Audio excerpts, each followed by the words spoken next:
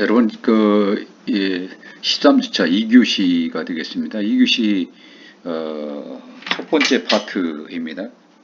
이어서 지난 시간에 이어서 부적응적 대인 기술을 이제 설명을 하도록 하겠습니다. 근본적인 문제가 이제 부적응적 인간관계에 있어서 특히나 이 대인 기술을 어떻게 살펴봐야 되느냐 하는 문제죠.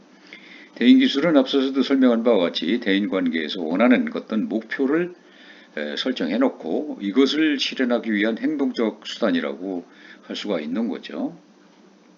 대인기술은 그래서 앞서 설명했듯이 매우 복잡하고 미묘한 그런 행동 기술로서 그 진실성, 양과 빈도, 다양성, 시기적절성, 맥락 이런 것 등에 따라서 그 효과가 현저하게 달라질 수가 있는 것입니다.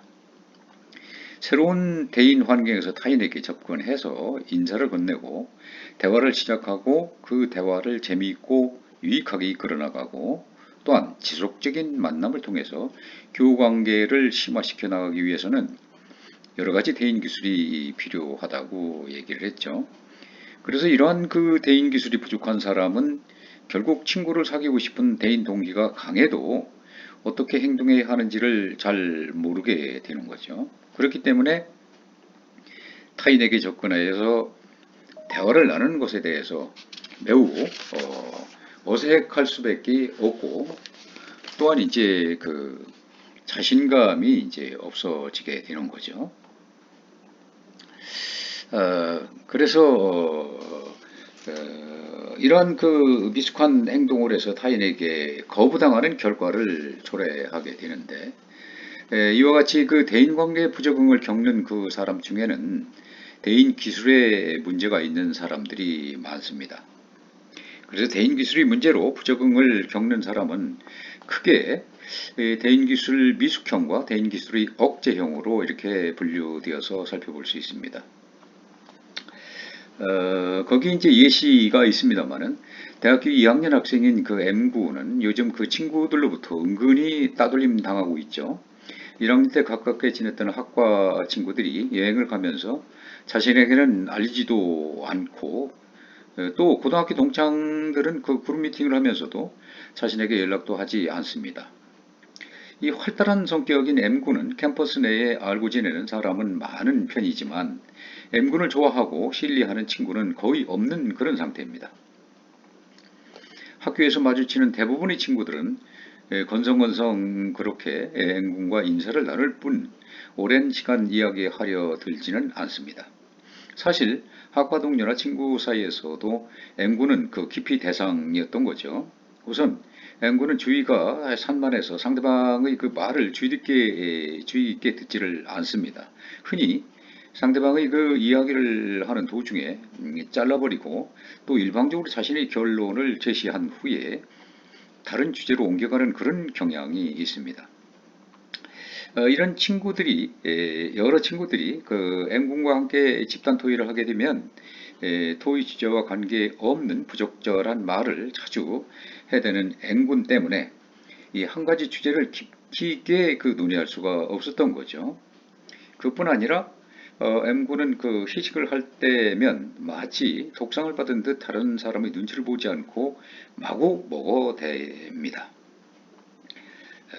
뿐만 아니라 M군은 주변 사람들에게 강의 노트를 빌려달라거나 리포트를 대신 써달라거나 노트북을 빌려달라고 하는 등 그런 요구가 많은 반면에 빌려가면 잘 잊고 돌려주지도 않는 그런 습성이 있었습니다. 친구들 사이에 M군은 나쁜 애는 아닌데 몹시 피곤한 사람이라고 이렇게 알려지게 된 것이죠. 이와 같은 예시를 좀 얘기를 했는데 대인기술 미숙형, 이 미숙형은 이 성장 과정에서 이 적절한 대인 기술을 습득하지 못한 사람들이 대부분입니다. 이런 사람들은 N군의 경우처럼 그야말로 대인 기술이 부족하여 대상과 상황에 적절하게 행동하지 못해서 결국 상대방에게 호감을 일으키지 못하고 오히려 불쾌감을 주는 그런 경우가 많습니다. 그래서 다른 사람과의 친밀한 관계를 맺고 싶은 그 대인 동기는 강하지만 대인 기술의 미숙으로 원하는 그런 대인 관계를 맺지 못합니다. 대인 기술 미숙형은 타인이 호감을 느끼도록 자신을 나타내지 못하고 타인의 행동에 적절하게 반응하지도 못합니다. 예를 들어서 사람을 만나면 무슨 말을 해야 할지 적절한 화제를 찾지 못하고 자신의 의사를 명료하고도 정확하게 표현하지 못하는 경우가 많습니다. 만나는 상대나 상황에 적절하지 못한 옷차림새로 그로 인해서 상대방에게 거부감이나 불쾌감을 주는 그런 사람들도 많습니다.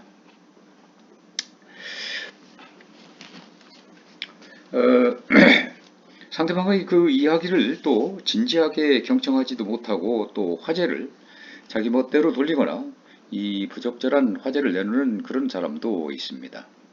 상대방의 말을 비꼬거나 비판적으로 물고 늘어져 가지고 결국 기분 나쁘게 하는 그런 사람도 있는 것이고, 또 거칠고 공격적인 언행이 습관화돼 가지고 이 불필요하게 주변 사람들과 다투거나 싸움을 하게 되는 그런 사람도 있습니다.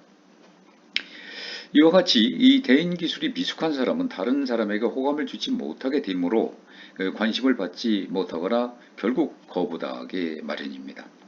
반면 대인 기술 그 억제형은 이 적절한 대인 기술을 갖추고는 있지만 특정한 상황에서 이러한 기술이 억제되어 적절한 대인 행동을 하지 못하는 그런 사람들입니다. 흔히 대인 기술이 억제된 주된 이유는 심한 긴장이라든지 불안, 두려움 등의 그 심리적 요인 때문인 것으로 나타나고 있습니다.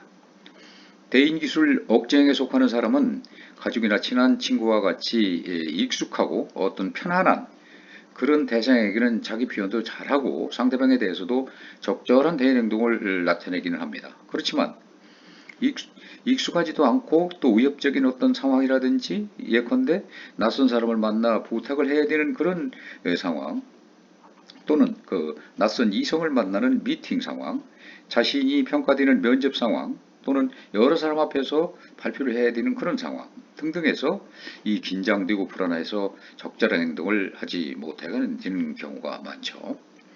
말을 더듬고 할 말을 찾지 못하거나 당황해서 횡설수설하는 등 자기 표현을 제대로 하지 못할 뿐만 아니라 손발이 떨리고 땀이 나기도 하고 몸이 굳는 등 이런 심한 긴장과 불안을 경험하게 됩니다.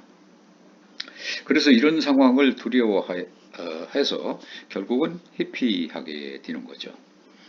이 대인관계 기술은 성장 과정에서 자연스럽게 학습되기도 하지만은 의식적인 노력을 통해서 개선될 수 있고 향상될 수도 있는 것입니다.